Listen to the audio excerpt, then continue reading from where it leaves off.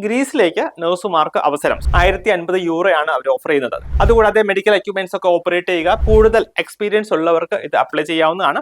High all, welcome back to Edus international academy.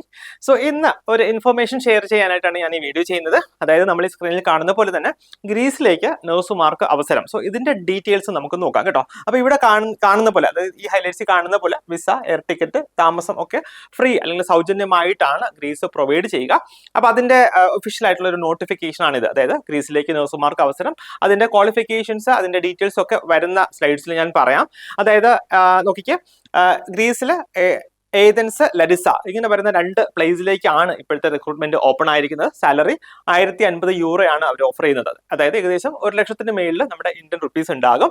Vacancies notify ചെയ്തിരിക്കുന്നത് 30 vacancies ആണ്. Experience 2 വർഷത്തെ experience ആണ്.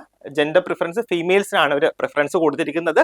Qualifications BSc അല്ലെങ്കിൽ GNM കേട്ടോ. BSc GNM ക്വാളിഫിക്കേഷൻ ഉള്ള 2 വർഷത്തിൽ കൂടുതൽ എക്സ്പീരിയൻസ് ഉള്ളവർക്ക് ഇത് അപ്ലൈ ചെയ്യാവുന്നതാണ്.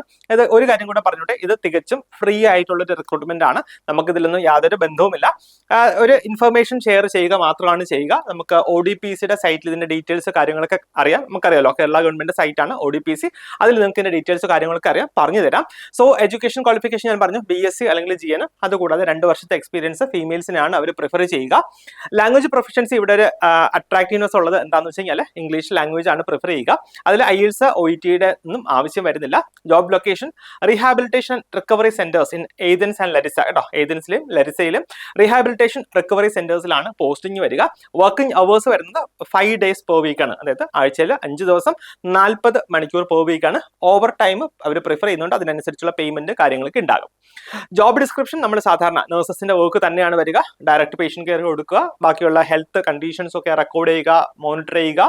അതുകൂടാതെ മെഡിക്കൽ എക്യുപ്മെന്റ്സ് ഒക്കെ ഓപ്പറേറ്റ് ചെയ്യുക, പിന്നെ ഡോക്ടേഴ്സിനെ ഒക്കെ ട്രീറ്റ്മെന്റിലൊക്കെ ഒന്ന് ഹെൽപ്പ് ചെയ്യുക, അങ്ങനെയുള്ള കാര്യങ്ങളാണ്. പിന്നെ communication, effective infection control practices, അങ്ങനെയുള്ള കാര്യങ്ങൾ. അതായത് നഴ്സസിന്റെ ജോബ് ഡിസ്ക്രിപ്ഷൻ ആണ് അവർ പറയുക. സാലറി ഞാൻ പറഞ്ഞല്ലോ 1050 യൂറോയാണ് പെർ മന്ത് വരിക. ഇതിന്റെ ബെനിഫിറ്റ്സ് എന്താന്ന് വെച്ച് കഴിഞ്ഞാൽ visa, air ticket, accommodation, food allowance ഇതൊക്കെ അവർ തന്നെ പ്രൊവൈഡ് ചെയ്യും. അതുകൂടാതെ ഓരോ 12 മാസത്തെയും എംപ്ലോയ്മെന്റ് കഴിയുമ്പോൾ 2 ബോണസ് ഗ്രോസ് സാലറീസ് കൂടെ അവർ പറയുന്നുണ്ട്. ഇതാണ് നമ്മുടെ ഒരു ബെനിഫിറ്റ്സ് നമുക്ക് പറയാനായിട്ടുള്ളത്.